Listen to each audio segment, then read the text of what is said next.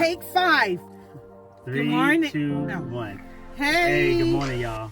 Oh, wait a Brunchin. minute. How do we know it was good morning? Hold on. 1, 2, 3. Hey, y'all. Hey. All right, let's It's try it Brunchin. again. Oh, 1, my gosh. 2, 3.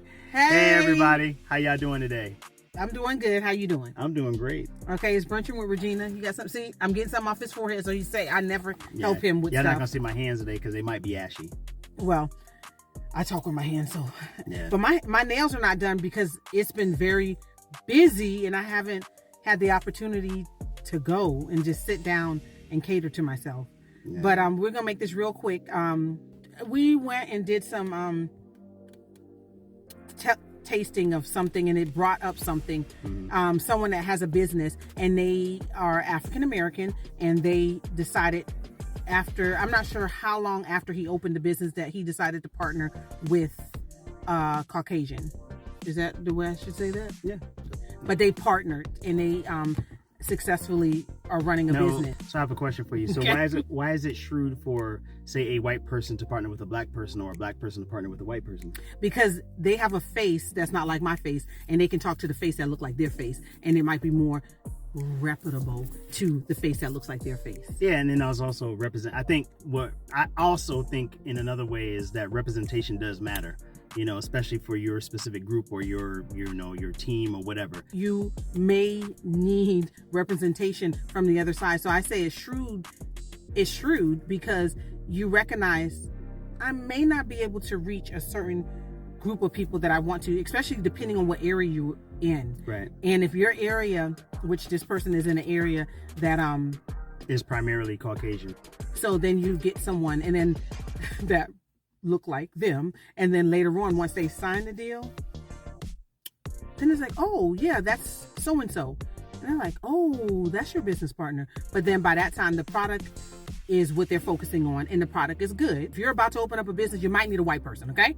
And if a white person is about to open up a business, then you might need a black person. So basically, if we can just come together and be diplomatic. I was having a conversation with one of my youngest kids, younger baby kids, and I basically was saying, you know, we look like there's no racism going on, but there's still racism going on. There's some biases that are already against us as black people, and we're aware of it. And some, but not the kids. The kids don't seem to be, unless you tell them, because it's like we're not keeping history alive. Right. Because they really, some people would like for history to go away, but it is history, right. And if you don't remember it, then you fail. You're almost doomed to repeat it. But history is history. So, you know, right now what we have is a product from what happened back then, and that's that. So I'm going to say, I'll say to add to that, just that there are inherent biases that people don't really want to talk about, right? It's hard to have those discussions. They're uncomfortable discussions, and people don't want to just talk about it and just say, yes, this is true. I could see how a white person could be prejudiced against a black person. I could see how a black person could be prejudiced against a white person. I could see how if white people are the dominant culture, then how our culture would be imposed upon the non-dominant culture. And that can happen, and it does happen. It happens not just in white America, it happens in other cultures as well. The dominant culture will be the one that imposes its will against the other culture. Like the Roman Empire. The Roman Empire imposed its will upon every place that it dominated. But I do want to say this one thing and leave this out there. A pastor said this. He's African American.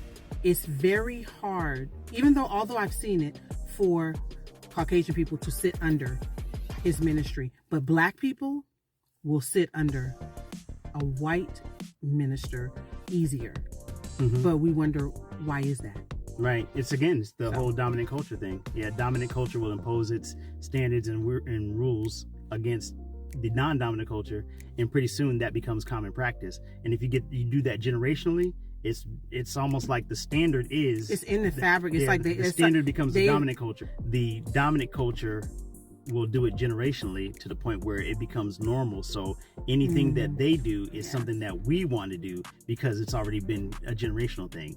Not understanding that things that we do, the things that are specific to our culture, even the thing that we did have, they've taken over it sometimes. Well, yeah, and that's lack of organization, but the devil preys on disorganization too. Yeah. So basically, the purpose of this conversation is there is a scripture that talks about being shrewd, and I like that scripture because in it,